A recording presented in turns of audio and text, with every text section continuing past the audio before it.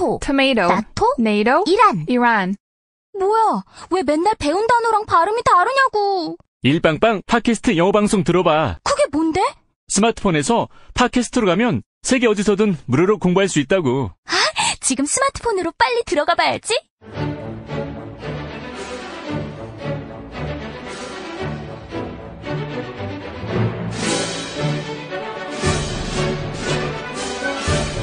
정치평론가 서영석과 김용민 PD의 정치 토크.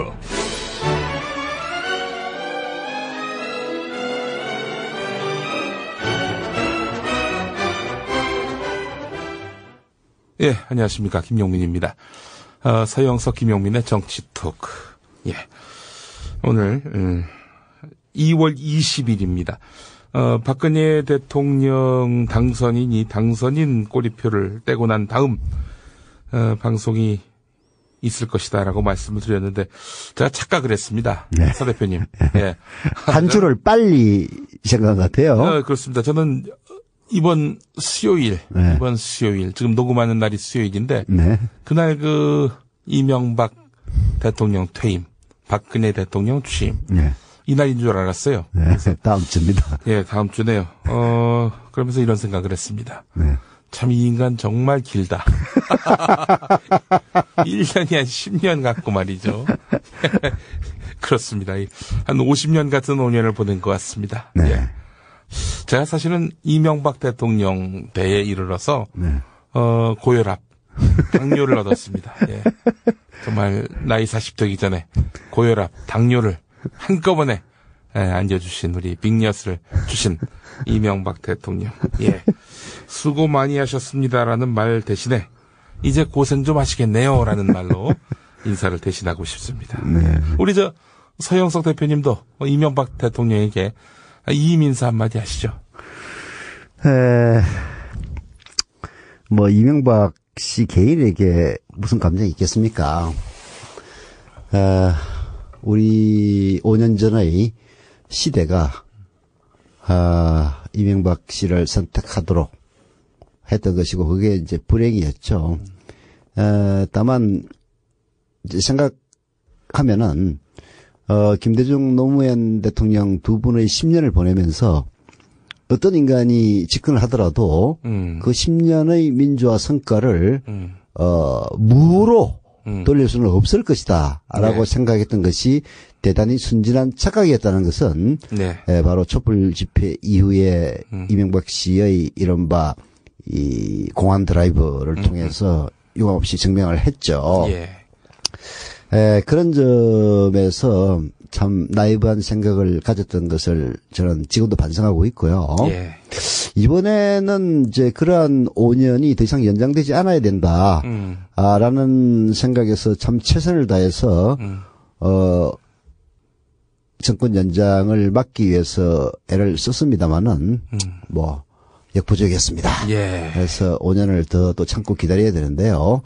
5년을 참고 기다린다는 생각이 좀 깜깜해서 그런지, 이명박 씨가 지금 퇴임을 하는 건지 마는 건지, 그게 별 관심은 없어요. 다만, 인과응보, 자신이 한 일에 대한 대가는 반드시 치를 것이다. 그것이 이명박 씨가 원튼 원치 않던, 박근혜 정권의, 부친과 함께 틀림없이 이명박 씨의 죄가 있다면은 그런 점들이 밝혀지고 또 다른 정권의 희생양이라고 하면은 약간 좀 다른 의미기는 한데 죄가 없는 사람이 그 죄를 받을 때 희생양인 건데 이명박 씨의 경우에는 박근혜 정권이 잘 나가면은 모릅니다만은 잘 나가지 않는다면은 오히려 도마 위에 오를 그럴 가능성이 매우 높다. 이렇게 보고 있기 때문에 이명박 씨가 퇴임을 하더라도 그렇게 속이 편한 그런 상태는 아닐 것이고, 이제 이런 정치적인 전망과는 무관하게 우리 사회에 아직까지 정의가 살아있다면은, 죄가 있다면, 죄에 대한 대가는 치르지 않을까, 이렇게 생각해 봅니다. 자, 오늘 저희가 우리 서영석 대표님이 방금 말씀도 하셨습니다만은, 이 정권이 바뀌는 건지 안 바뀌는 건지 감이 없어요. 그러니까 취임식이 언젠지 이것도 잘 모르겠고 이명박근혜 정권 묶어서 한 10년 정권이라고 우리가 볼 수 있을 텐데 그도 그럴 것이 인사가 달라지는 게 없어요. 인사. 이 사람 쓰는 거. 딱 5년 전의 상황이죠. 이 대통령 비서실장 내정자 이번 첫 타석에서 말로 없는을 날리셨어요. 박사 논문 요거 정말 대박입니다. 대박입니다. 야, 이게 보니까 말이죠. 오죽하면 동아일보가 해도 너무해. 이런 표절 처음 봤다. 이런 타이틀을 달았어요. 이게 뭐 사실 논문 서두에 이론적 배경이 일부 겹칠 수는 있습니다. 왜냐면은 선행 연구가 어떤 것이 있는지 이거 뭐 따지다 보면은 뭐 겹칠 수도 있고 많이 비슷할 수도 있고 안철수 논문 표절 논란도 사실 그것 때문에 비롯된 거 아닙니까? 그렇죠. 선행 연구에 대한 그런 언급을 하는 과정에서 말이죠. 근데 이 허태열 내정자의 논문 같은 경우에는 연구 방법론, 결론까지 특정한 논문과 정확하게 일치합니까? 일치했습니다. 아, 이게 정말 대단해요. 13쪽 분량의 원문 가운데서 6쪽을 토시까지 그대로 표절했다고 합니다. 자. 지난번에 문도리크 사건 때도 보면은 그 복사를 하면서 오자 탈자까지 복사하는 그런 만행을 저지른 바 있는데요. 이번에도 아마 직접 안 봐서 모르겠습니다만은 6페이지가 토시 하나 틀리지 않는다면은 오탈자도 역시 동일한 그런 또 희귀한 논문 두 번째가 되겠네요. 근데 허태열 내정자의 해명은 참으로 순박합니다. 김대중 정부 때였는데 쉬는 김에 박사 학위나 받아두자고 한 것이다. 내가 전문적으로 연구하는 사람도 아니고 시간이 부족해서 실수 좀 했다. 학자의 잣대를 들이대지 않았으면 좋겠다. 아니 쉬는 김에 박사학위 딴다는 말도 그렇고 전문적으로 연구하는 사람이 아니다. 박사학위 받아놓고 학자의 잣대를 들이대지 말라?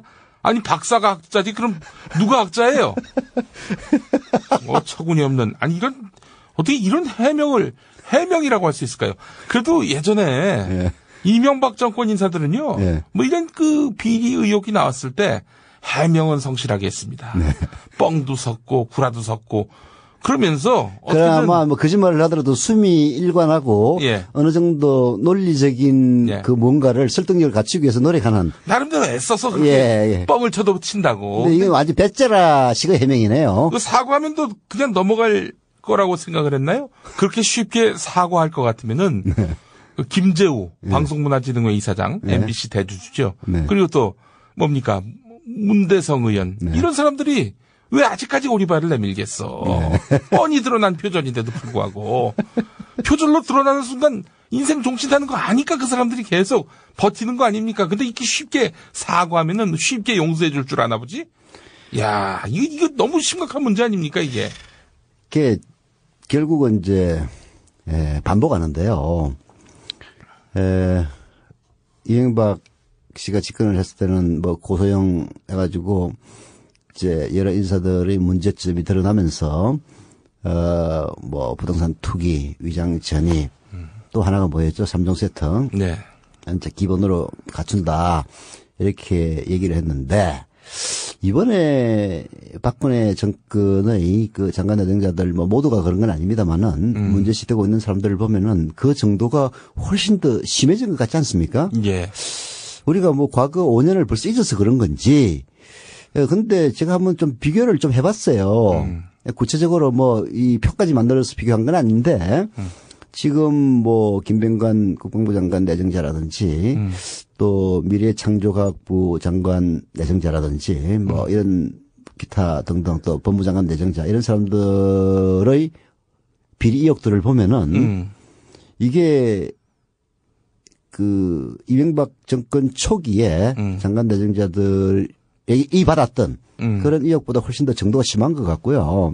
오히려 그 박근혜 정권에 접어들면서 드러났던 이동흡 헌법재판소장 내정자라든지 또 지금 뭐 좀 잊혀진 인물 비슷하게 돼가고 있습니다만은 김태호 총리 내정자라든지 이런 사람들 그 후기의 더 정도가 심했던 그런 의혹과 흡사하다는 점.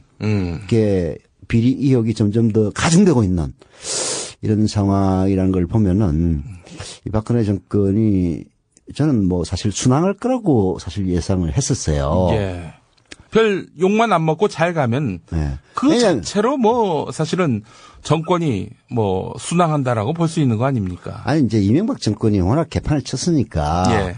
박근혜 정권이 뭐 완전 개판으로만 안 가면은 야 그래도 이명박보다는 낫다라는 평가를 들을 거라고 저는 생각을 했기 때문에 예. 오히려 누가 되든 박근혜 당선인이 되든 후보 시절에 네. 문재인 그 전 후보가 되든 뭐 다른 사람들은 그 이명박 씨가 쌓아놓은 그 똥 치우느라고 고생 많을 거다 이렇게 얘기했지 않습니까? 근데 저는 오히려 거꾸로 그랬기 때문에 오세훈인 이후에 그 박원순 시장이 훨씬 더 좋은 평가를 받기가 쉬웠던 것처럼 네. 비교가 되기 때문에 박근혜 정권이 순항할 것이다 이렇게 예측을 했는데 저 요즘 예측은 자꾸 틀리는 것 같아요. 예. 문재인 후보가 당선될 거라고 확실하게 봤는데 그것도 많이 틀리고. 비셨어요. 네, 문재인이 이긴다부터 네. 시작해서 YU 시민까지. 뭐 하여튼 우리 서영석 대표님이 뭔 얘기하면은 서영석의 저준 것 같아. 그러니까 박근혜 정권이 순항할 거라고 왔는데 말이야. 이건 전혀 아닌 것 같아. 예. 앞으로 잠시 후에 유시민 전 대표 이야기를 또 하도록 할 텐데 서 대표님 나 근데 다른 것보다도 그 김종훈 네. 미래창조과학부 장관. 네. 나 이분은 이건 진짜 심각한 것 같아요. 이건 아니 어떻게 CIA 자문위원을 했던 양반이 CIA 관계 인사가 네. 뭐 저는 그렇지 않다고 믿습니다만은 CIA 사람 아니냐. 네. 미국 정보기관의 어떤 요원 같은 역할을 하는 분 아니냐. 그런 이런 의혹을 받을 만하죠. 예. 왜냐하면은 이제 이 사람의 이력이 예. 이제 두 가지가 드러난 것 아닙니까? CIA와 관련해서는 네. CIA의 일종의 그 뭐 산하회사, 뭐 투자사였던가요? 네. 그런 회사에 이사를 지냈다라는 것이 처음에 드러났고, 네. 나중에는 CIA 자문위원회의 자문위원 중에 한 명이었다. 예. 이런 게 드러났는데, 물론 이제 CIA가 전 세계를 커버하는 방대한 정보기관이기 때문에 각 분야의 학자들을 자문위원으로 많이 모십니다. 예. 이제 그래서 꼭 뭐 거기 있다고 해서 스파이다. 네. 이 꼬르가 성립하는 건 아닙니다만은 그 투자사에 이사를 지냈다는 점, 자문위원을 지냈다는 점 이런 이력들이 중복이 되다 보니까 뭐 그렇다면 이제 김종훈 그 내정자를 지칭하는 건 아닙니다만은 그런 이력을 갖고 있는 사람은 대개 그 에이전트 즉 스파이일 가능성이 매우 높거든요. 그런 의혹이 제기될 수 있는 게다가 한국 국적을 갖고 있지 않았던 사람 또 심지어 어떤 보도를 보면은 이분이 미국 국적을 포기하는데 미국이 노할 가능성도 있다. 이런 보도도 나왔단 말이에요. 이런 분을 왜 하필이면은 그 박근혜 정권이 야심차게 준비한 그 미래창조과학부 아닙니까? 노무현 정권 때의 그 과학기술부를 없애고 이명박의 그 삽질 정권의 삽질을 복원한다는 의미에서 이제 내세운 것 두 개가 해양수산부하고 미래창조과학부란 말이에요. 이 중요한 부서의 장으로 낙점을 했는지 그게 이명박 정권 때도 마찬가지였습니다마는 이른바 검정 시스템이 아예 작동하고 있지 않은 게 아니냐. 이런 우려. 이것이 결국은 박근혜 정권의 그동안 받아왔던 지적 중에 가장 큰 것 중에 하나가 불소통 아닙니까? 불통. 이런 불통의 아주 극명한 사례로서 이런 것들이 계속 누적이 된다면은 정권이 초기부터 상당히 어려움에 처할 수 있는 상황이 몰아가는 것이 아니냐 이런 걱정이 됩니다. 저는 정말 박근혜 정권으로부터 직접적으로 고소 고발을 통해서 핍박을 받고 있는 그런 뭐라고 그랬죠? 타협의 대상이 아니라 타격의 대상이라고 우리 김영민 씨가 얘기했는데 타도의 대상이기도 하고 에도 불구하고 저는 박근혜 정권이 좀 잘 나갔으면은 이렇게 잘 나간다는 게 참 국가를 좀 제대로 통치했으면은 그런 바람을 지금도 갖고 있어요. 근데 이런 나의 바람이 정말 마치 이명박 씨가 대통령 하면 뭐 10년의 민주화 성과가 없어지기를 하겠느냐라고 생각했던 그런 나이브한 생각과 동일한 선상에 있는 것이 아니냐 이런 걱정이 많이 들어요. 예. 아니 뭐 박근혜 정권이 잘못되면은 제 분이야 풀리겠지만은 국가로서는 불행인 거거든요. 아유, 국민들에게 예. 엄청난 타격이죠. 그렇죠. 예. 좀 잘했으면 좋겠는데 이런 그 불통이 이 밀어붙임으로까지 이제 나갈지는 이제 두고 봐야 되겠죠. 뭐 예. 청문회도 있고 하니까. 네.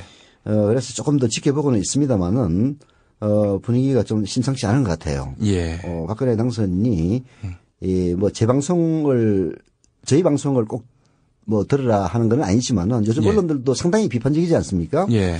그런 점들을 좀 겸허하게 받아들여서 고칠 것은 빨리 고치고 뭐든지 문제가 있을 때 그 문제를 해결하는 가장 좋은 방법은요. 예. 빨리 인정할 건 인정을 하고 그리고 그런 인정의 바탕 속에서 해결책을 모셔가는 그런 네. 자세가 제일 중요합니다. 그렇죠. 이걸 계속 그냥 미루고 아니 뭐 무슨 문제가 있어 이러다가 큰일 나는 거예요. 근데 막말 파문 터졌을 때 조기에 사과를 했는데 수습이 안 되더군요. 그거야 이제 사실 뭐 김용현 교수가 당했던 거는 저 노무현 정권 초기에 네. 이른바 청탁 예. 운운해가지고 예. 저에게 가해졌던 공격과 그게 저는 동일한 거라고 봐요. 아무것도 아닌 걸 가지고 조중동 보수 신문들이 떠들고 나가면은 그게 또 다른 마이너 신문들이 네. 우르르 그냥 이삭죽기를 하면서 그냥 조지고 하는 이제 이런 거는 하나의 큰 파도이기 때문에 조기 사과 이런이 꼭 통하는 건 아닙니다. 예. 근데 이제 정권의 입장에서 보면은 결국은 인선 문제라는 것은 사실은 이 정권이 어떻게 나아갈 것인가 이 첫 단추를 깨는 그런 일 아닙니까? 예. 그래서 이런데 문제가 있다면은 사람이 없는 게 아니란 말이에요. 예. 그러면 빨리 다른 사람으로 교체를 하는 것이 이 박근혜 정권의 이 아름다운 출발을 위해서는 좋은 일인데. 네. 이게 이제 새누리당을 비롯해서 우리나라 주류 기득권 세력들의 고질적인 약점 중에 하나가 밀어붙입니다. 아니 내가 고려할 만큼 고려해서 사람을 낙점을 했는데 예. 그 무슨 조그만한 그런 누가 있다고 그걸 갖다 침소봉대해서 그것을 흔드는 거는 나를 흔드는 거 똑같다. 예. 이런 식의 사고가 결국은 문제를 키우죠. 이명박 때 이미 버티지 않았습니까? 예. 뭐 저 어렸을 때 오줌 싸개 때 일을 또 들춰내려 하는 거 아니냐 이런 식의 인식을 하는 걸로 봐서는 하여튼 우리가 바라보고 있는 이 상황의 심각성과는 좀 상당히 격차가 있구나. 우리는 상황을 아주 심각하게 보고 있는데 우리 박근혜 당선인은 뭐 그걸 좀 대수롭지 않게 또 보고 있는 것 같고 말이죠. 네. 근데 그 김종훈 후보자 같은 경우에는 아니 자기가 한글을 잘 읽지 못해가지고 네. 인수보고서가 지금 뭐 잘 접수가 안 된대요. 얘기 들어보니까. 이거 참, 그것도 참 난센스입니다. 뭐, 물론, 일각에서는 그런 전문 인력은 어떻게든 모셔오는 거 아니냐. 아니, 축구에서도 외국 감독, 외국 용병들 들여오는데, 좋은 인재, 뭐, 우리가 국가의 어떤, 중요한 어떤, 부가가치가 높은 이런 산업 분야, 과학기술 분야, 이런 때 또 인재를 모셔오는 거는 그는 세계적 추세 아니냐 이렇게 보는 사람도 있지만. 근데 그거 말이 안 되는 얘기예요. 예. 장관으로 모실 자격은 아니죠. 예. 그런 인재들이 있으면은 예. CIA처럼 자문위원으로 모시면 되거든요. 예. 자문위원으로 모시면 된다고. 그렇게 해서 뭐 그런 사람들이 한글이 좀 부족하다 하더라도 무슨 문제가 있겠어요. 그 사람의 뭐 CIA를 했든 뭘 했든 간에 세계적인 안목은 갖고 있을 것 아닙니까? 네. 그거를 우리가 앞으로 헤쳐나가는데 도움이 된다면은 뭐 자문의 역할은 얼마든지 할 수가 있는 거죠. 그러나 장관이란 자리는 특히 박근혜 정권의 미래창조과학부 장관이라는 건 일종의 상징성이 있는 자리인데 예. 거기에 한글을 제대로 읽지 못하는지 뭐 그 부분은 저도 처음 듣는데요. 예. 그걸 떠나서 미국의 CIA와 밀접한 관련이 있는 것으로 상당히 믿을 만한 의혹을 받고 있는 예. 그런 분을 모셔왔다는 것은 박근혜 정권의 인재 기용 시스템에 중대한 문제가 있는 것이 아니냐 예. 이런 걱정이 듭니다. 예. 대표님, 뭐 우리는 절대로 김정은 후보자가 그럴 뿐이 아니라고 생각이 됩니다만은 만약에 정말 CIA와 긴밀한 연관 관계가 있다. 뭐 이를테면은 누군가 스파이라고까지 얘기하는데 절대 그럴 리는 없습니다만은. 그런 얘기는 일단 뭐 증명된 사실이 아닌 거를 그렇게 또 몰아붙이면은 명예훼손으로 고소고발을 받을 우려가 있어요. 네. 그래서 동작경찰서로 불려나갈 가능성도 있고. 아니, 뭐, 나는 이제, 그런 얘기를 한 적도 없고. 아니, 좀 그런 얘기 하지 말아요. 쫄지 마 하면서도 쫄려. 동작구 사는 사람이라면. 아니, 이제 그걸 떠나서. 만약에 그게 사실이라면은, 만에 하나야. 사실이라면은, 그게 우리에게 어떤 여파가 있는지도 좀 한번 짚어볼 필요는 있을 것 같습니다. 아니, 이제, 우선, 이제 그럴 일은 없지만은. 예. 만에 하나 그런 사실이 증명이 된다면은 창피한 거죠. 뭐더러 첫 번째는 창피하다. 네. 근데 뭐 미국하고 우리나라가 적성국가는 아니니까 네. 뭐 예를 들어서 미국과 소련이 냉전 시대에 그 대결하고 있던 시절에 네. 소련의 스파이를 미국의 장관으로 기용하는 것처럼 네. 그런 어마어마한 그런 거는 물론 저는 아니라고 봐요. 미국하고 우리는 뭐 동반자 관계지 적의 관계는 아니지 않습니까? 그러나 이제 CIA라고 하는 그 이미지 자체가 뭔가 정보를 통해서 미국이 아닌 다른 나라들을 갖다가 이렇게 조종하고 이런 이미지가 강한 그런 기관인데 그런 기관과 연관을 맺고 있는 사람이 이 박근혜 정권을 대표하는 박근혜 정권을 상징하는 부서의 장관이 된다는 것은 정말로 쪽팔리고 창피한 일이죠, 국제적으로. 예. 그리고 또 오늘 뭐 어느 국회의원이 그런 얘기를 했다고 그러는데 뭐 미국과 한국의 국익이 충돌할 때 만약에 그 김정은 내정자가 어떤 스탠스를 취할 것이냐 예. 뭐 이렇게까지 물었다고 하는데 저는 뭐 그렇게까지는 생각을 하지는 않습니다만은 그거는 차후의 문제인 것이고 아직 증명이 안 된 사실이니까 그러나 대단히 창피스러운 일이라는 것은 분명합니다. 예. 이게 뭐 다른 장관도 아니고 박근혜 정권이 이 정부조직법 지금도 통과됐나요? 아직 안 됐죠. 아직 안 됐죠. 네. 정부조직법을 이제 원래 이제 정권이 바뀌면은 부서도 없애기도 하고 새로 만들기도 하면서 이름도 바꾸죠. 네, 이름을 바꾸고 하면서 이제 그 자기를 상징하는 그런 뭔가 좀 부서를 만드는 경향이 좀 있어요. 예. 근데 박근혜 정권에는 미래창조과학부 아닙니까? 야심차게 만든 그런 상징되는 부처의 장관 후보자를 하필이면 CIA와 밀접한 연관을 맺고 있는 것으로 의심되는 그런 분을 특히 한국 국적을 갖고 있지 않아 가지고 국적을 포기하고 한국 국적을 취득하는 이런 해프닝까지 빚은 사람을 꼭 모셔와야 됐느냐. 스타일을 완전히 구긴 거죠. 예. 그래서 뭐 나라꼴이 말이 아니다 뭐 이런 말씀이신데 네. 사실은 저는 이제는 적성국가다 혹은 뭐 동맹국가다 이런 말이 별로 의미가 없다고 보는 것이 이 예전에는 이념이 다르면은 예를 들면 뭐 사회주의 대 민주주의 뭐 이런 식의 대결구도 혹은 종교의 차이에 따른 대결구도 그래서 군사적 대립으로 인식을 해왔는데 그야말로 경제전쟁 시대에 동맹이 어디 있고 또 영원한 적은 또 어디 있습니까? 이런 가정은 할 수가 있죠. 네, 당장 FTA만 보더라도 우리가 미국하고 상당히 좀 이익의 균형이 어긋났다. 뭐 미국이 일방적으로 좀 더 무게가 쏠리는 방향으로 지금 뭐 이렇게 한미 FTA가 불평등하게 이렇게 체결됐다라는 평가가 많은 상황 아닙니까? 우리에게 뭐 맹방이자 우방이라 불리는 이런 미국을 또 그렇게 평가하고 있는 판에 글쎄 저는 하여간 지금 미국의 이익에 기초한 그런 사고와 행동을 하고 있는 사람이 장관이 된다는 점은 그냥 어떤 뭐 쪽팔림의 문제를 떠나서 상당히 좀 심각한 문제가 아닌가. 이제 이런 가정은 가능하죠. 이제 그런 쪽팔림에도 불구하고 이제 임명을 강행한다면은 그 다음에는 이런 문제가 제기될 겁니다. 미래창조과학부라는 것은 이제 말하자면은 우리나라의 이 새로운 과학 기술 이런 분야도 관장을 분명히 한단 말이에요. 예. 그렇잖아요. 그래서 뭐 신기술이 개발이 되고 그러면은 결국은 그 모든 것들이 미래창조과학부의 소관에 놓이게 되고 그 장관 자리에 있는 사람은 그런 사실들을 다 그런 정보를 취득하게 되는데 이분이 뭐 장관으로 재임을 하고 있으면서 우리나라를 배반하고 미국에게 무슨 정보를 흘리고 그런 일이 할 리가 없죠.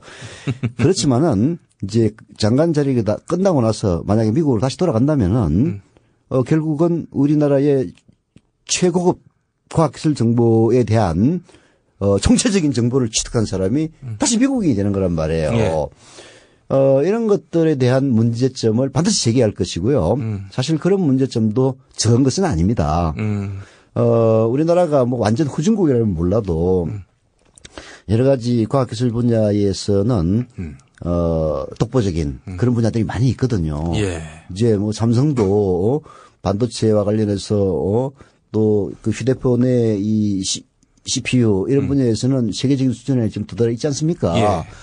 이런 과학기술에 대한 모든 정보들이 미래창조과학부 소관하에 놓이게 되는 건데 예. 그런 정보를 취득한 사람이 한국에 계속 살면 아무 문제가 없지만은 예. 근데 아까 보니까 제가 속보로 보니까 그래서 뉴스 자체는 이제 정확하게 안 읽어봤는데 이분이 미국 국적을 포기하는 것을 미국이 반대하고 있다. 네. 할지도 모르는 그런 보도가 있더라고요. 아무래도 또 미국의 또 기밀 정보를 많이 아는 사람이겠거니 또 우리는 추정하고 있지 그렇죠. 않습니까? 그러면은 장관을 그만두고 나서 다시 미국으로 돌아와서 미국 국적을 회복해가지고 미국이 돼서 다시 CIA의 자문위원으로 만약에 일을 하게 된다면은 한국에서 취득했던 그런 고급 정보들이 몽땅 넘어가는 게 되는 게 아닙니까? 예. 이제 그런 가상들이 결국은 문제 제기가 될 가능성이 매우 높고 그런 부분에 대해서 이 박근혜 정권이 대답을 하기가 매우 궁색한 그런 사안이 되지 않을까 하는 생각이 듭니다. 예.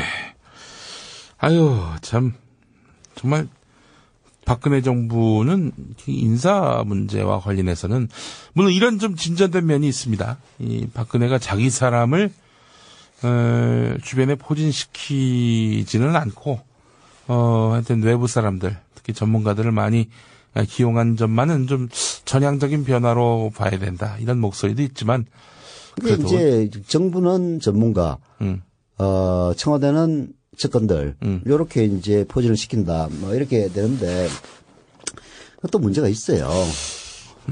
이게 이리 되면은, 결국에는 청와대에 좀 정부가 꼭두가치가 될 경우가 높습니다. 무게 중심이 이제 청와대에 쏠리게 되면은. 거죠. 예. 이 박정희 때가 그랬거든요. 예. 청와대의 그 수석들이 예. 장관들보다도 파워가 더 셌습니다. 예. 왜? 장관들은 국무회의 때나 보지만은 네. 그리고 그 보고할 때 외에는 안 보지만은 예. 청와대에는 경제수석이나 이런 수석들은 늘상 대통령과 독대를 하는 그런 위치에 있단 말이에요. 지근거리에 있죠. 네. 예. 특히 독재자라는 게 뭡니까? 파워를 독점하고 있는 게 독재자 아닙니까? 예. 권력을. 독재자일 경우에는 더 그래요. 자주 만나는 사람이 권력장입니다. 그러니까 그 경호실장놈이 박정희의 최고 접근이 됐던 거예요. 경호실장은 항상 지근거리에 있으니까 예.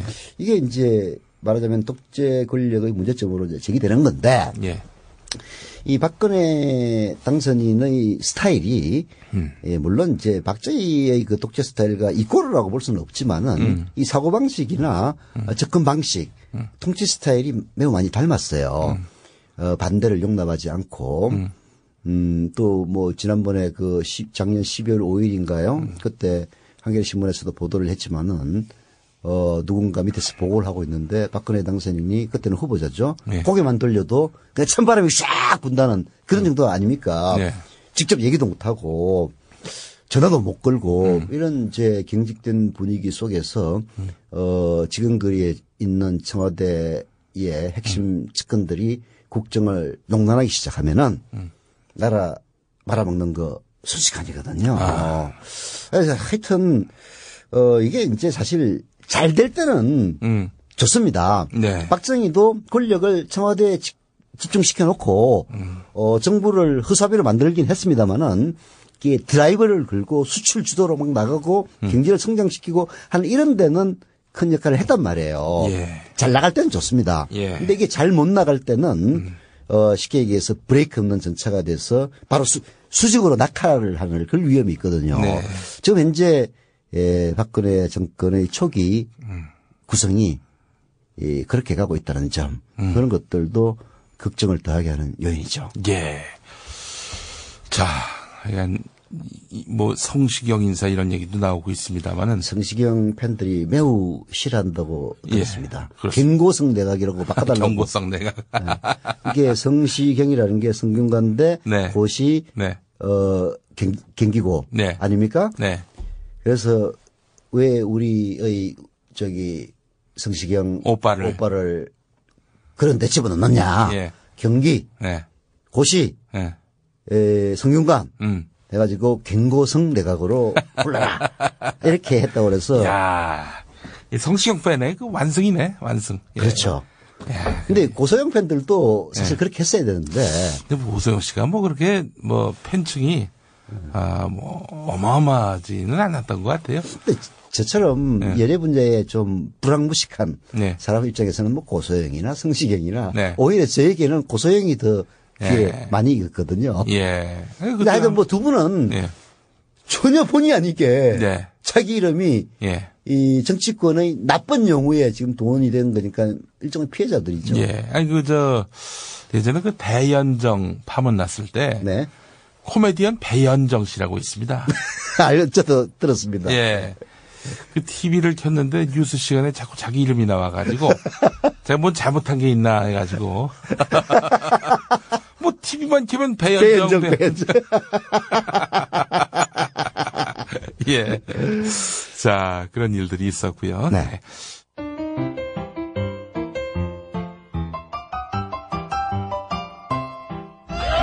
민주당과 개혁국민정당의 연합공천으로 주목을 받았던 경기 고양 덕양갑에서는 개혁당의 유시민 후보가 당선됐습니다. 티셔츠에 청색 자켓, 흰색 면바지와 캐주얼한 차림. 개혁당 유시민 의원이 의원 선서를 하기 위해 본회의장 단상에 오르자 한나라당 의석 쪽에서 고함이 터져나옵니다.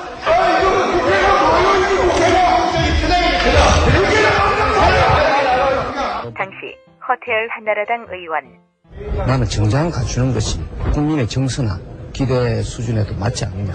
국회는 일하는 곳이니까요. 일하기 좋은 복장으로 입고 왔고 그럼 모두가 똑같은 옷을 단색으로 입고 있는 것보다는 좀 다채로운 것이 역시 민주주의하고 더 걸맞지 않느냐는 뜻에서 또 어떤 길은 정말 발 디디고 싶지 않았지만 돌이켜보면 그 모든 길을 지나 지금 여기까지 온 것이다.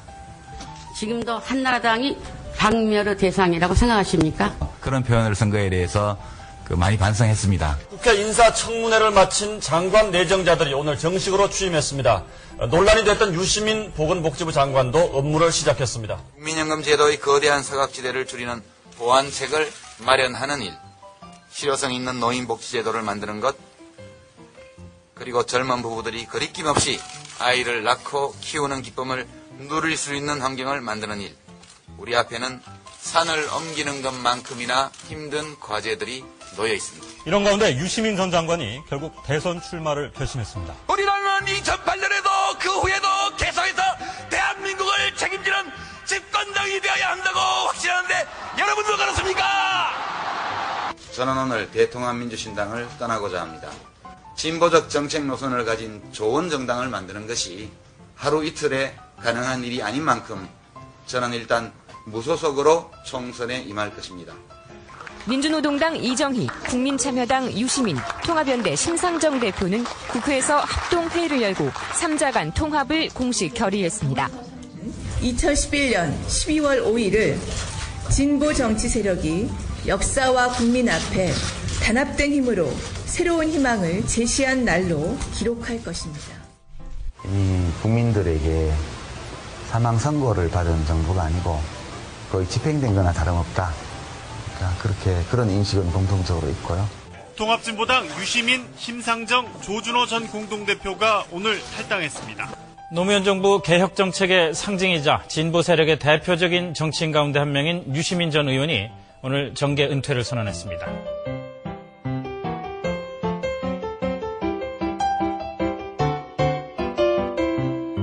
자, 우리 유시민 전 대표, 네. 예, 뭐 정치적 경호 실장, 뭐 그래도 젊은이들한테 가장 인기가 많았던 자기 대권 주자, 지역 감정 타파를 위해서 대구에 출마한 사람, 뭐 이런 긍정적인 평가와 함께 또 다른 측면에서는 백바지, 옳은 말을 하는데 참 싸가지 없이 한다.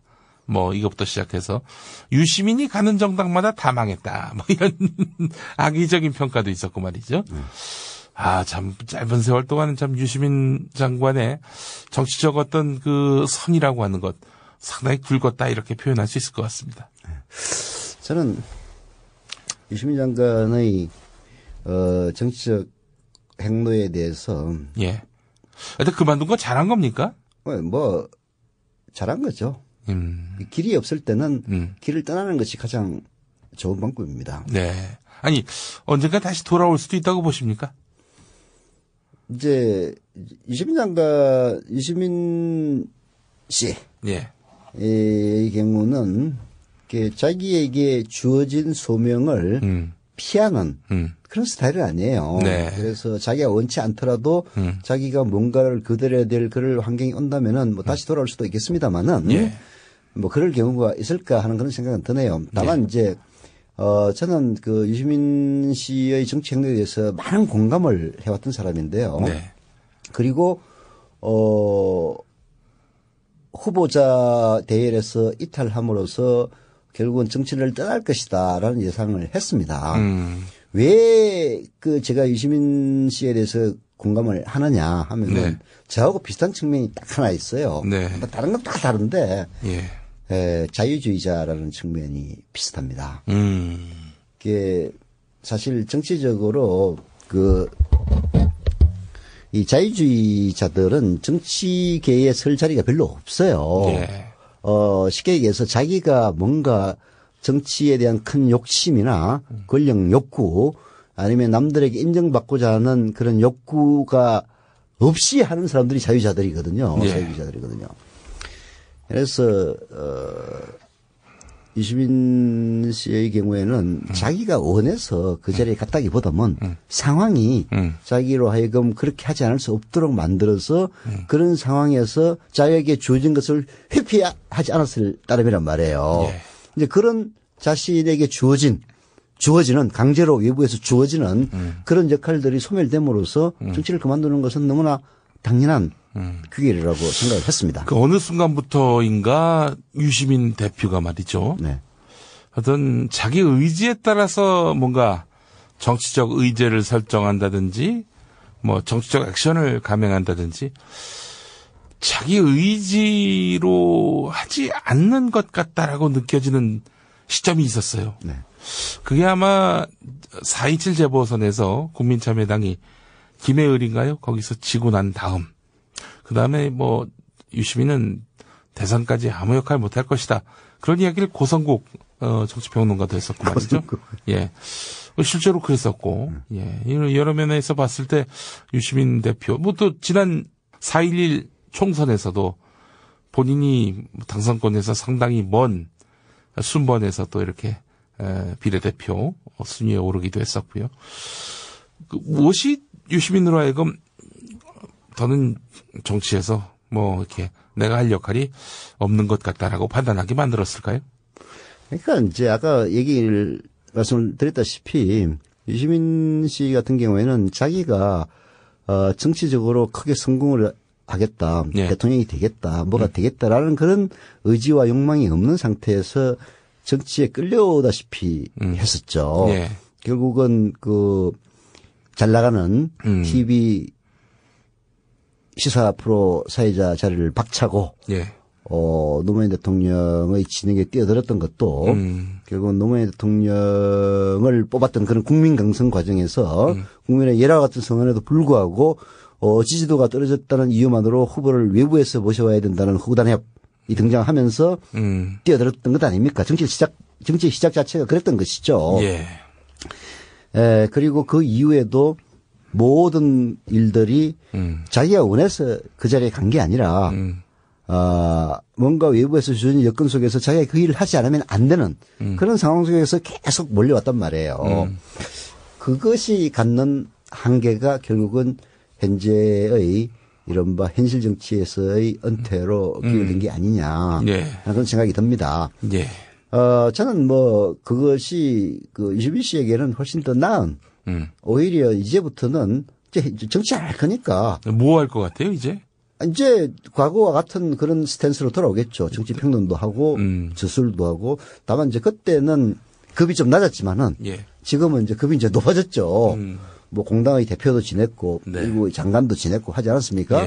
그런 상황에서 당장은 저술 활동, 그다음에 강연, 그다음에 이제 뭐 국민 TV가 출범을 한다면은 모셔야지. 또 우리가 모시려고 했을 때 아마 제가 보기에는 다른 큰 뭐 방송에서 끌어가지 않는다면은 승낙할 가능성도 조금 있다고 봐요. 여하튼 그런 식의 과거와 같은 그 정치 평론가로서 저술가로서 강연자로서 활동을 하게 될 것인데요.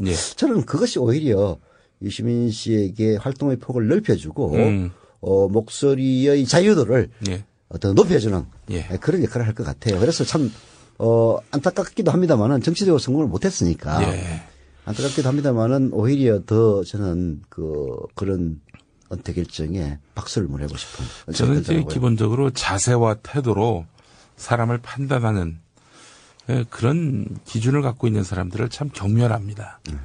자세와 태도로 어떻게 그 사람의 본질을 이야기할 수 있겠는가? 그렇죠. 뭐 백바지를 입고 왔다 이런지. 뭐 싸가지 없다는. 싸가지가 없다는 등. 근데 이제 뭐 다른 한쪽에서 또 이렇게 얘기합니다.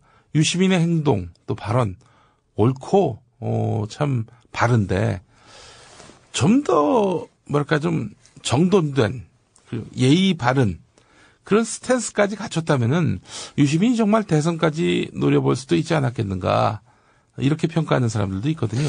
근데 이제 어쩔 수 없는 거예요. 왜냐하면은 유시민 장관은 정치를 하기 위해서 정치권에 들어갔던 것이 아닙니다. 노무현이라고 하는 하나의 그 항성 태양을 뭔가 보호하고 뒷받침하고 이렇게 하기 위해서 정치권에 들어갔단 말이에요.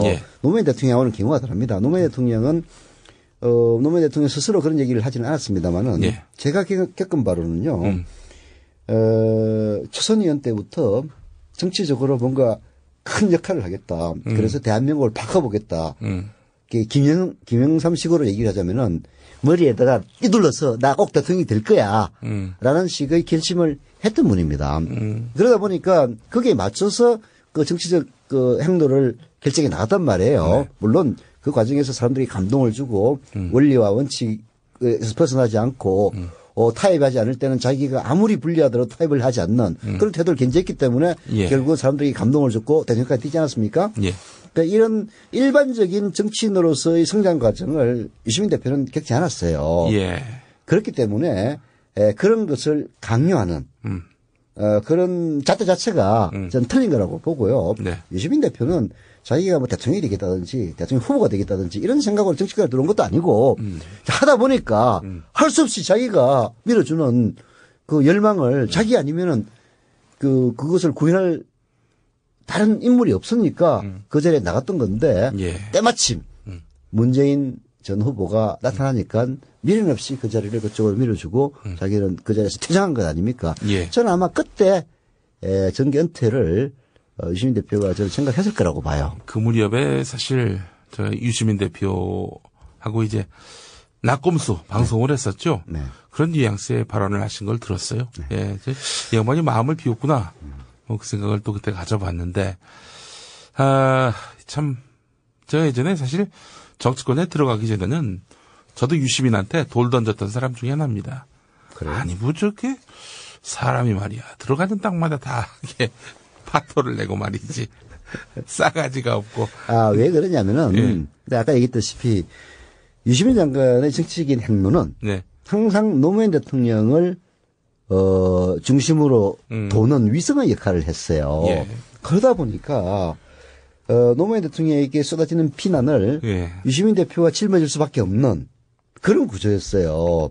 국민참여당을 만들고 정치적 경호실장이라는 말도 네. 나왔던 거고. 예. 이제 그러다 보니까 자기가 원해서 그 상황이 간 것은 아니지만은 예. 노 대통령을 위해서는 어쩔 수 없이 이 똥바가지를 뒤집어 쓸지 않을 수 없는 이제 사실 저는 뭐 이른바 친노라고 불리는 인사들 노무현 대통령 주변에 있었던 많은 사람들 정치적으로 처음부터 같이 했던 분들 그런 사람들도 많이 있습니다만 진정한 친노는 저는 유시민이라고 생각합니다. 예. 자, 유시민 전 대표. 예. 그 정계 은퇴 선언을 하니까 뭐 많은 언론들이 주요 뉴스 시간에도 보도가 되고 김용민이도 정계 은퇴를 했는데 뭐 보도가 뭐 많이 안 나왔습니다. 예. 이제 김용민 교수는 지금 과정에 있는 사람이에요. 아직 대통령 후보도 못 해봤고, 뭐 작은 정당이지만. 아니 대통령 후보 무슨 유시민은 저기 예선 탈락했지. 아니 뭐 그래도 예선 후보라도 해봤잖아요. 2번 했어요. 한 번 했나? 아 그런가? 예. 그리고 또 작은 정당이지만 정당 대표도 했고. 그리고 또 지금은 완전히 뭐 막장 방송 비슷하게 됐지만은 옛날에 잘 나갔던 뭐 M 본부의 시사 토론회 대표 일꾼으로 만천하에 과시했던. 아이 그래도 저기 제가 제작하고 또 진행했던 낙곰수의 게스트였어요. 게스트에 불과한 사람이었어. 유시민은. 김용민 교수는 지금 과정에 있는 사람이니까 한 10년 후에 뭐 어디에서 은퇴한다고 그러면은 막 온갖 매체에서 다 달아줄 겁니다. 염려 말고. 아니 농담이고. 예. 근데 유시민 대표 참 뭐랄까 아쉽네요. 예. 참 선굴군 정치. 사실은 정치라고 하는 게 자기를 위해서 정치를 하는 사람들이 많이 있는 반면에 돌이켜보면은 유시민은 자기를 위해서 정치는 했겠지만 다른 정치인에 비해서는 그 프로테이지가 상당히 좀 낮았다. 자기를 위한 면에서 본다면은. 예, 참 그리고 제가 사실은 저 정치하기 전에 유시민 전 대표를 상당히 좀 부정적으로 봤다고 말씀을 드렸는데 정치권 나와 보니까 유시민을 조금 알겠습니다, 보니까. 예. 정치권에 들어가 보니까 유시민이 있을 곳이 아니다. 이런 생각이 듭니다. 거기 있을 사람들은 술을 먹고, 길거리에다. 오줌 싸는. 그런 분들이 거긴 참 잘 어울리겠다라는 생각을 해봅니다. 물론 훌륭한 분들도 많이 계시죠. 더없이 훌륭한 분들도 그런 훌륭한 인격과 정치적 경륜을 또 정치라는 상당히 정글 그 세계 속에서 그런대로 생존력을 갖고 이렇게 버티시는 분들도 많이 계십니다만은 더러는 이렇게 또 길거리에서 술 먹고 오줌 싸는 이런 사람들이 승승장구하는 세상 이걸 보면서 유시민은 참 여기에 어울리지 않는 사람이었다라는 생각도 해보니까요. 한 번도 정치에 입문해보지 않으신 우리 서영석 대표님도 그쪽으로는 가지 마십시오. 서 대표님도 자유주의자라서 거기서는 별로 난 뭐 하실 역할이 없을 것 같아. 예. 정치권에서 들어오라는 뭐 유혹이 수도 없이 있었죠. 구체적으로 어느 당 최초로 온 당은 신한국당입니다. 아니 좀 자기하고 좀 비슷할 거라고 초록이 동생이라고 판단되는 사람한테 그런 프로포즈를 했을 거 아닙니까? 네, 기자 시절이었는데. 네, 누가 와서? 아니 뭐 그건 이제 한 달이 건너서 온 제안이었기 때문에. 여하튼 이제 뭐 생각해 보면은 신한국당이라고 하면 뻔하죠. 신한국당 이제 저기 한나라당 나오기 직전이었으니까. 근데 하여튼 제가 그때 총리실을 출입하고 있었는데. 다른 분이 스카우트에서 갔죠. 제가. 총리실 당시에 이수성도 있었고요. 이회창도 있었고. 그 두 분 중에 한 분입니까? 그 정도로 하시죠. 예, 알겠습니다. 예. 아니, 그 이후에 또 뭐 여기저기서 이런 이제 되게 이제 여당이든 야당이든 그렇습니다. 뭐 김대중 정권이면 김대중 대통령이 저보고 오라고 하진 않아요. 쪽팔리지. 국정에 바쁘신 분이 저한테 저 같은 그야말로 미약하기 짝이 없는 축생에게까지 신경을 쓰시겠습니까? 그 주변에 있는 분들이 이제 추천을 하고 하는 거죠. 근데 추천을 하려면 제 의사를 물어봐야 될 거 아니에요. 저는 뭐 단호하게 저는 9 to 6입니다. 정치부 기자를 하면서도 딱 6시 이후에는 정치에 대해서 정점만 들어도 그냥 갱기가 나고 나의 취미생활, 네. 무협지를 읽는다든지 운동을 한다든지, 이런 환타지 소설을 읽는다든지, 이런 거 절대 사람 만나기도 싫어하는 나 같은 사람이 정치권에 가면은, 저를 스카우트 한 분에게도 누가 되고, 저도 망해요. 네. 저는 원래 그렇게 생각했어요. 그래서, 사실 넥타이 매기 싫어서 정치부장직도 그만두고 나온 사람인데, 정치권에 들어갈 수가 있겠습니까? 애시당초.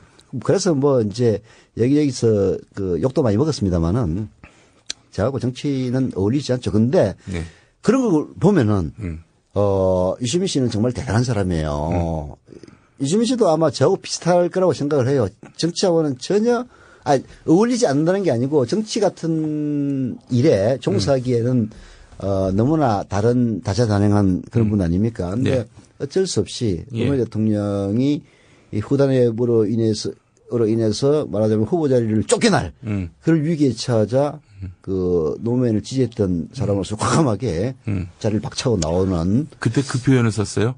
관중석에서 운동장으로 뛰어들었다. 그렇죠. 바리케이드 앞에서 화염병과 짱돌을 드는 심정으로 나왔다. 그런 얘기도 했는데요. 관중석에서 이제 관중이 아니라 선수로 뛰게 됐다. 이런 얘기였는데. 여하튼 이제 그 자기가 참 어울리지도 않고 하기도 싫어하는 분야에 가가지고 십몇 년을 참 온갖 그건 비판이 아니라 비난이죠.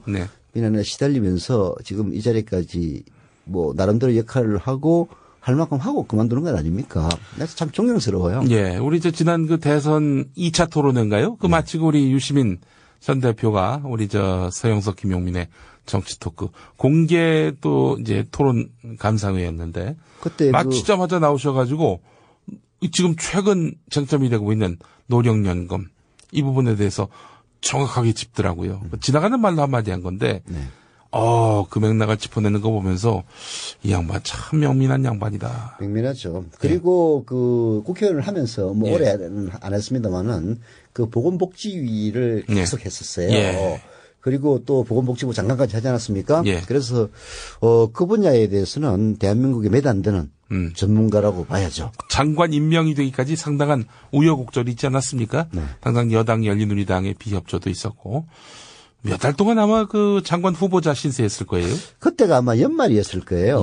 그래서 제가 그때 연말에 해외에 있다가 인터넷을 보니까 유시민 장관을 내정을 했는데 친노고 뭐 김호 실장이기 때문에 안 된다라는 얘기가 그때 열린우리당 내부에서도 나온다 이런 얘기를 듣고 열을 받아가지고 그때 뭐 칼럼을 여기 써가지고 유시민이 왜 안 되냐 해가지고 그랬던 기억도 어제 같은데요.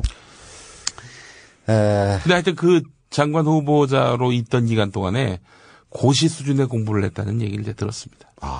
고시 수준에. 그러니까 보건복지 분야에 있어서 탁 하면은 탁 나오는.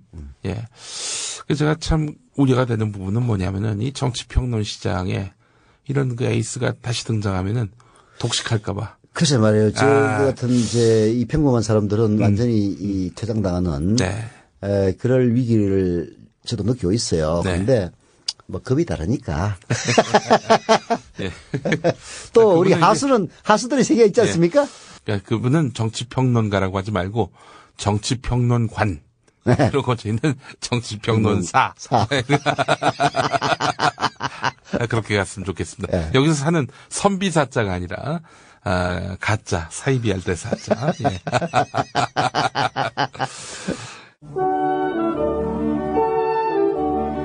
지금 여러분께서는 서영석, 김용민의 정치 토크와 함께하고 계십니다.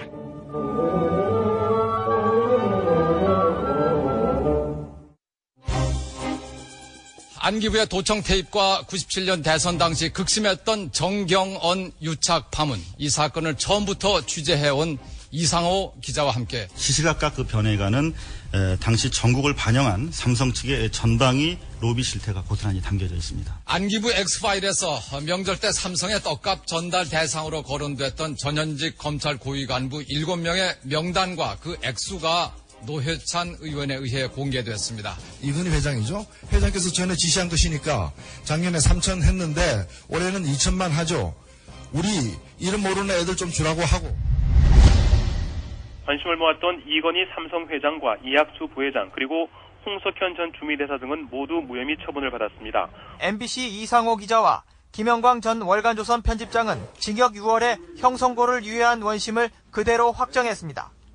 유죄지만 형의 선고를 유예한다는 진보정의당 노회찬 대표가 의원직을 잃게 됐습니다. 암 걸린 폐는 그냥 두고 멀쩡한 위를 드러낸 의료사고와 무엇이 다릅니까?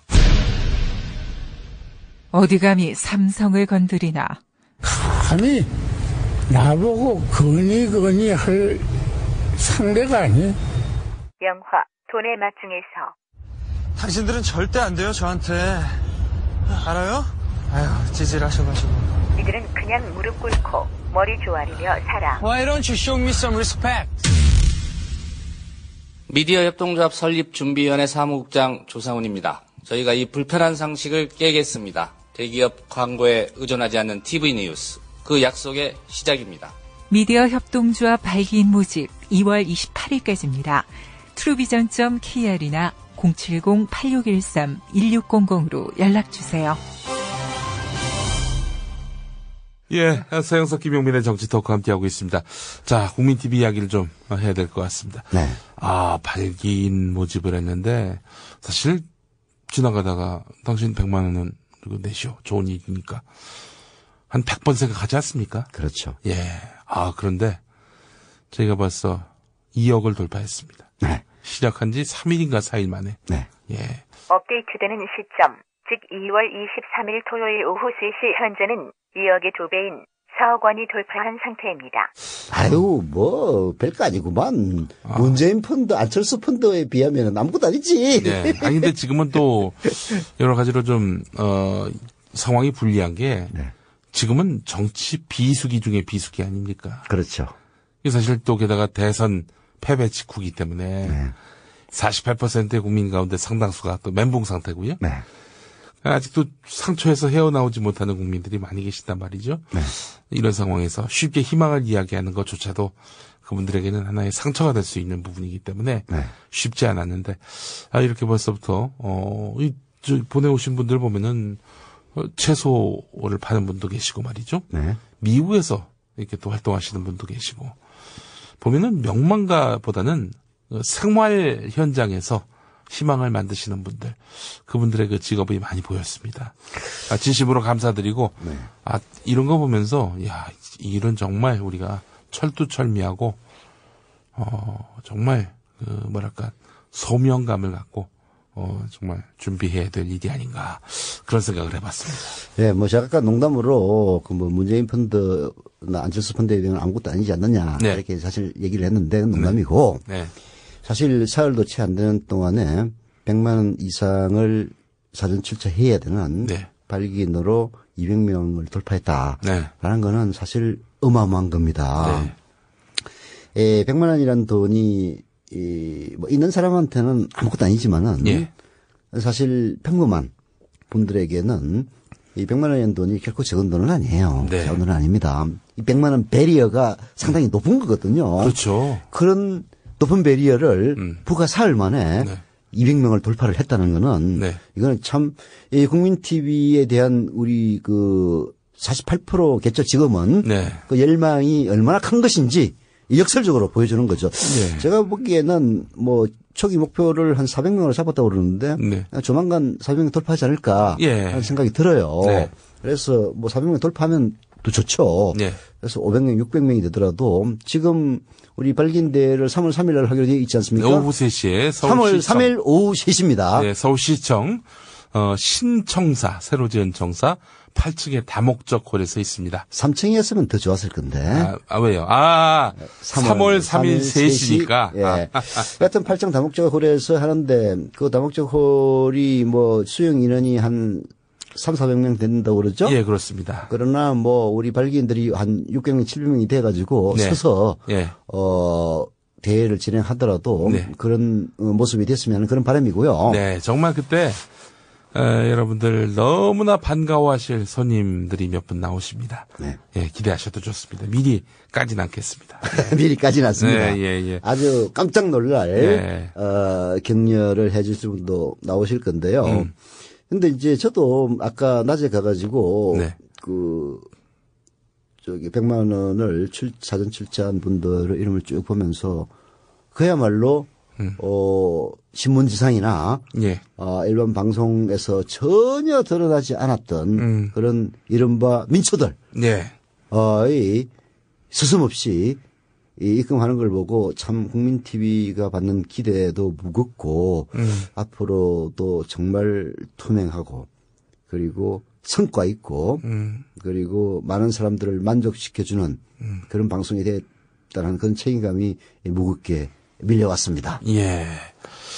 자, 우리 정말 저희들이 어깨가 무겁습니다. 열심히 준비하도록 하겠습니다. 서 대표님, 그 협동조합과 관련해서 궁금해 하시는 분들이 많습니다. 이 국민TV 하니까 많은 국민분들이 협동조합은 뭐 형태구나. 하나의 어떤 기업의 형태, 법인의 형태로서 존재하는 거구나 생각하고 또 국민TV는 난 시청자로서 그냥 뭐 TV를 보는 정도? 뭐 기업을 만드는데 좀 기여하는 정도? 이렇게 생각을 하시는데 이 협동조합이 갖는 그런 의미 또 가치, 활용성 이거 어마어마하죠? 어마어마하죠. 저도 사실 국민TV 협동조합 했을 때 뭐 방금 우리 김용민 교수 말씀하셨다시피 그냥 하나의 형태로서 생각을 했었는데 이제 협동조합을 한다고 하니까 저도 나름대로 이런저런 연구도 하고 문건도 읽어보고 나름대로 생각을 해보면서 이 협동조합이야말로 대한민국의 5년을 박근혜 정권 아래지만은 우리가 사회를 변화시킬 수 있는 토양을 만들 수 있는 아주 가장 적절하고도 효과적인 수단이다 하는 점을 뼈저리게 느꼈어요. 협동조합은 말하자면은 출자한 사람들에 의해서 움직이는 조직입니다. 저희들은 이제 우리 이 방송을 들으면서 국민TV에 참여하고자 하는 분들에게 분명히 말씀을 드리는데요. 단순히 출자금만 내는 그런 조합이 아닙니다. 일반적인 기업은 그 기업의 이익을 최대화하기 위해서 존재를 하죠. 그게 그렇죠. 뭐 이제 자본주의 꽃이기도 하고. 근데 협동조합은 협동조합의 이익을 극대화하는 게 아니라 조합원의 이익을 극대화하는 조직입니다. 말하자면은 기업의 경우에는 그게 그 주주에 의해서 구성이 되고 대주주가 그 이익을 대부분 가져가는 그런 시스템이란 말이에요. 근데 협동조합은 조합원 모두가 다 n분의 1로서 동일한 권한을 갖습니다. 그래서 이익이 생기면은 조합원들에게 고루 가게 돼 있는 그런 구조예요. 어떻게 보면 주식회사하고 비슷한 측면도 있습니다만은 주식회사는 소유를 많이 한 사람이 많이 이익을 갖고 가는 그런 시스템 아닙니까? 근데 우리가 추구하는 정신은 n분의 1 정신이란 말이에요. 그래서 그런 측면이 더 민주적인 그런 게 있고요. 물론 이제 민주적인 만큼 그 결속력과 이제 힘이 약해질 수 있지 않느냐 이런 우려는 분명히 존재하고 그게 협동조합의 큰 발전을 가로막는 요인이기도 합니다. 그런데 미디어 협동조합은요, 우리 국민의 여망인 국민 TV라고 하는 하나의 커다란 구심점이 존재를 한단 말이에요. 그런 구심점이 존재하는 상태에서 조합원들이 서로 결속하는 형태이기 때문에 모이는 목적은 국민 TV라고 하는 이 말하자면 우리의 그 미디어적 환경이 너무나도 기울어져 있는 그런 환경에서 그 기울어진 운동장을 바로잡기 위한 그런 목적 속에서 모이긴 합니다만은 조합원 수가 늘어나게 되면은 그 모인 것 자체에서 발휘하는 힘이 어마어마하게 커지는 거예요. 그래서 부대적으로 할 수 있는 조합원 내의 이익 사업들이 일반 기업과는 달리 그 이익을 조합원들이 고루 나누는 시스템으로 작동할 수 있도록 하기 때문에 말하자면은 최대 다수의 최대 행복을 누릴 수 있는 가장 적절한 조직이 되는 거죠.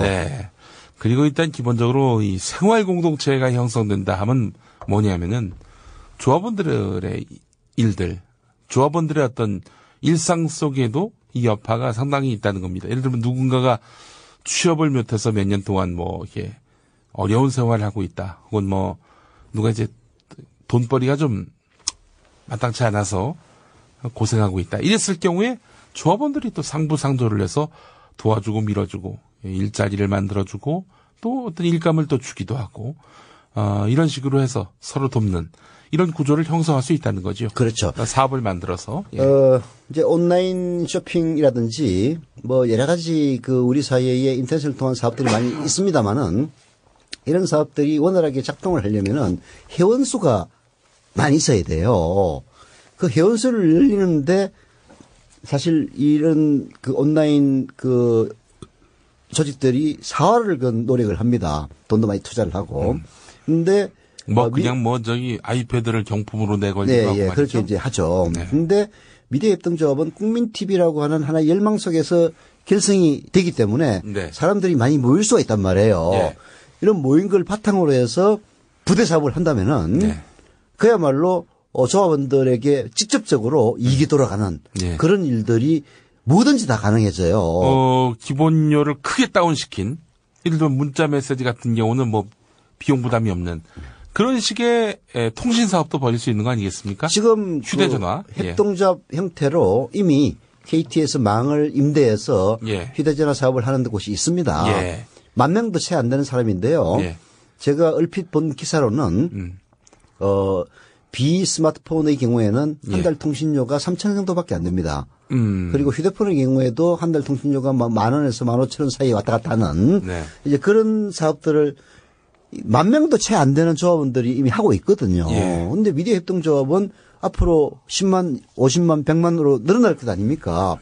그런 상태에서 그 사업을 한다면은 그야말로 조합원들에게 실질적으로 이익이 돌아가는 그런 사업들이 가능해지고 뭐 온라인 뭐 쇼핑 사업도 역시 마찬가지고요. 산지 직거래라든지 뭐 생필품이라든지 농수산물 직거래라든지 이런 모든 사업들을 다 할 수가 있는데 여기서 또 중요한 거는 결국에는 그 공급자들도 다 우리 조합원이면은 공급자도 조합원, 소비자도 조합원, 그리고 거기에 고용되는 사람들도 조합원 이런 구조로 가는 거죠. 그야말로 협동조합이 일자리를 창출해서 그 일자리의 혜택을 조합원들이 받는 이런 시스템으로 갈 수 있기 때문에 이건 뭐 단순히 처음에는 국민TV라고 하는 미디어 환경에 대한 우리 국민들의 그야말로 이 불평등에 대한 불만에서 출발은 합니다만은 일단 여기 땅 일본말인가?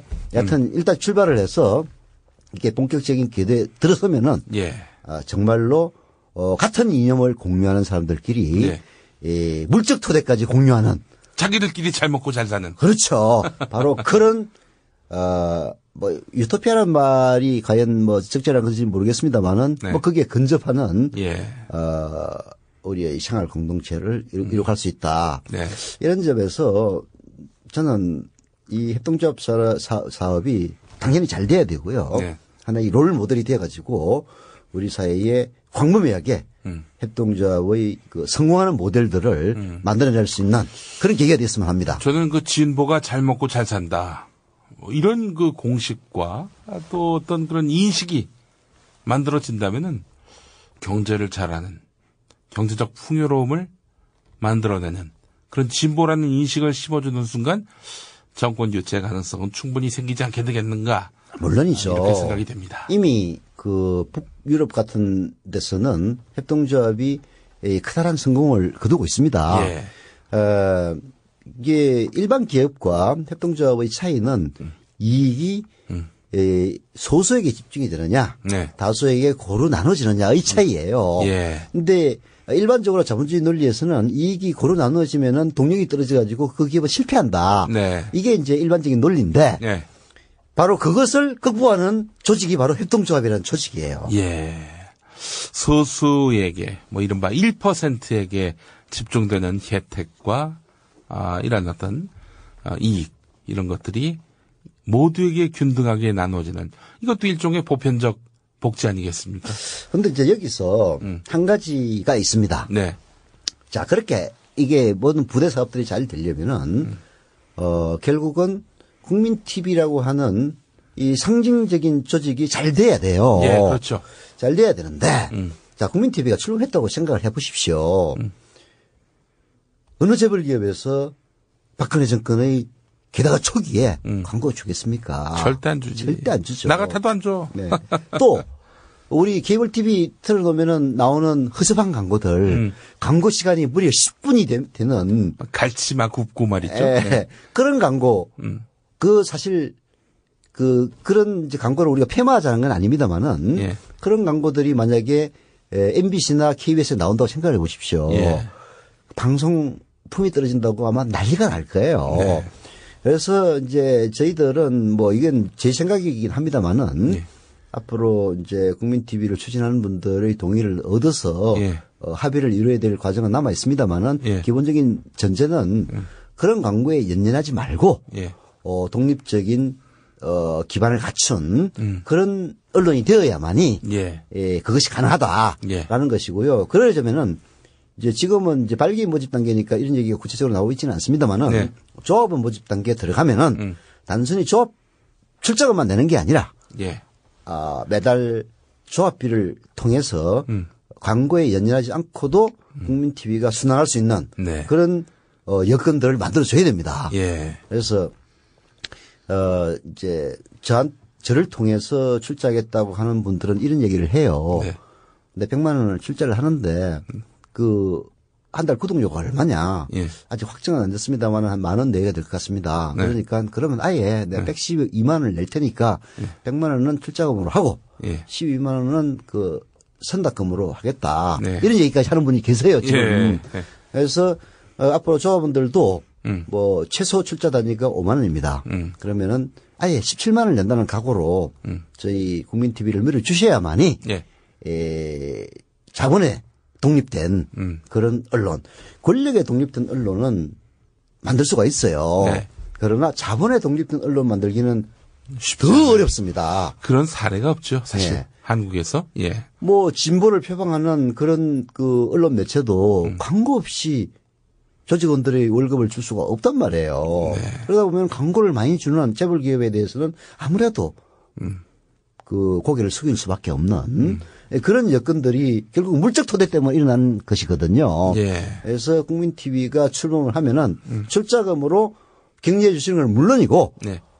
매달 뭐 약정되는 금액이 10,000원이 될지 15,000원이 될지는 잘 모르겠습니다만은 10,000원 정도가 된다면은 아예 그냥 1년치를 선납을 해서 밀어주는 네. 그런 것들도 필요할 것 같아요. 예, 뭐 하여튼 세상을 바꾸는 가장 강력한 방법이 된 것 같습니다. 협동조합이요. 대대적인 성공 모델을 하나 만들었으면 좋겠다는 생각이 들고, 사실 박근혜가 당선된 거는 우리 경제가 좀 안정궤도에서 성장하길 바란다는 그런 마음도 사실은 있었던 거예요. 아니 박근혜가 무슨 경제에 대해 아는 게 뭐가 있어요, 솔직히 얘기해서. 하지만 그런 그런 이미지, 이런 것들도 사실은 먹어준 거거든. 그러니까 참 사실 허구고 신화인데 미국에서도 그래요. 미국에서도 보수가 경제를 잘한다라는 그런 신화가 있는 모양이에요. 그래서 공화당이 집권하면은 경제가 잘 될 것처럼 이렇게 착각을 하는 경우가 많은데 어떤 뉴욕에 있는 무슨 대학 교수가 쓴 책을 보고 우리나라도 번역도 됐는데 그걸 보면은 이 미국의 공화당이 집권했을 때 항상 미국 경제가 침체기를 면치 못했답니다. 그래서 경제를 잘하기는 무슨 개뿔. 그런 책도 국내에서 발간된 적이 있는데요. 국내에서 이제 번역 발간된 적도 있는데요.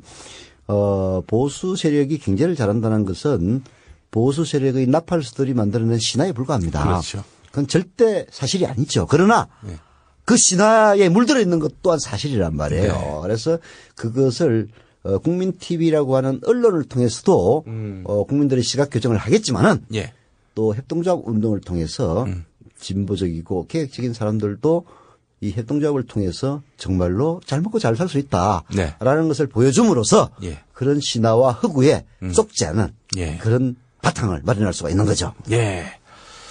자, 여러분들, 우리 성공 모델을 하나 만들었어요. 봐라, 진보가 협동조합으로 모두가 이익을 거두는 이런 정말 미래지향적인 어떤 경제 모델로 성공하지 않았느냐라는 그런 사례를 만들었으면 좋겠는데. 근데 성공하지 않을 수가 없어요. 미디어 협동조합이 감히 그 대안이고 싶고 감히 그 모델이고 싶다라는 말씀을 이 자리에 드립니다.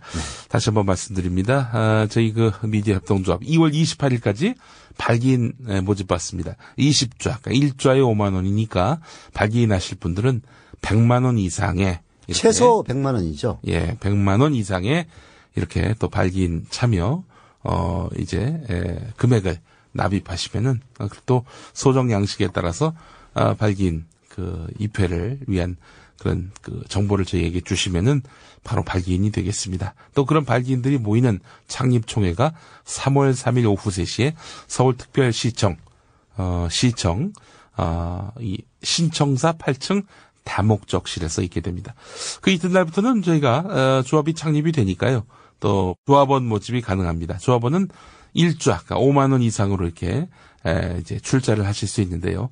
그때는 또 많은 분들이 또 함께 참여를 해주시되 저희가 이제 월마다 그 컨텐츠 비용으로, 그러니까 조합 비용으로 한 10,000원 정도를 받으려고 하는데 첫 출발이니만큼 1년치를 한꺼번에 선납을 해주시면은 엄청나게 저희가 날개를 달 수 있을 것 같습니다. 여러분들 그렇게 좀 감안을 해주시고요. 자세한 그 안내는 홈페이지 임시 블로그가 있습니다. truevision.kr truevision.kr이고요. 이쪽으로 들어오시면은 저희 그 가칭 국민 TV 이렇게 임시 홈페이지로 들어올 수 있겠습니다. 많이 들어오셔서 또 의견 제시해 주시고 또 이렇게 또 이 발기인 또는 조합원 모집에 또 많은 또 호응을 해주시기를 바라겠습니다. 예. 아이고 이제 다음 주면은 정말 이명박이 가고 박근혜가 서고 또 미디어 협동조합이 출범하고 일들이 참 많습니다. 네. 예. 하여튼 뭐 두루두루 다 잘 되는 국가도 잘 되고 국민도 잘 되고 네. 우리 언론도 잘 되고 예. 뭐 국민 TV도 잘 되고 그랬으면 좋겠습니다만은 이게 또 일종의 제로섬 게임적인 측면이 있어요. 네. 사실 뭐 지금 현재 기울어진 운동장을 주도하고 있는 그런 언론들이 제대로 해내고 있다면은 국민 TV가 출범할 이유가 없는 거죠. 그렇지 않습니까? 예. 그리고 또 박근혜 정권이 잘하고 있다면은 잘 나간다면은 우리가 굳이 비판할 이유가 없단 말이에요. 근데 참 세상이라는 게 그렇게 말대로 되지 않는 것이 잠깐만 현실이고요. 그런 현실 속에서 우리가 돌파할 수 있는 매우 유쾌하고도 의미 있는 그런 일들이 지금 현 시점에서는 국민 TV가 유일한 것 같습니다. 많은 참여와 격려, 성원, 비판, 그리고 조언, 충고, 그리고 바라봅니다. 입금.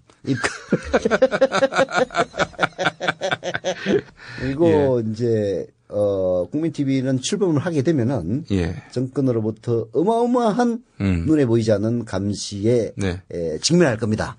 그래서 여러분들 내는 돈을 그야말로 법과 규정과 절차에 맞춰서 쓰지 않으면은 국민 TV에 있는 사람들 바로바로 깜빵으로 보내줄 겁니다. 그러니까 걱정하지 마시고 투명하게 처리하면서도 가장 효율적으로 새로운 언론의 지평을 열 수 있는 그런 토대를 마련하는데 우리 김용민 교수도 마찬가지고 저도 헌신의 힘을 다하겠습니다. 예, 서영석 김용민의 정치토크 오늘 순서 모두 마치겠습니다. 저희는 박근혜 대통령 때에 다시 오도록 하겠습니다.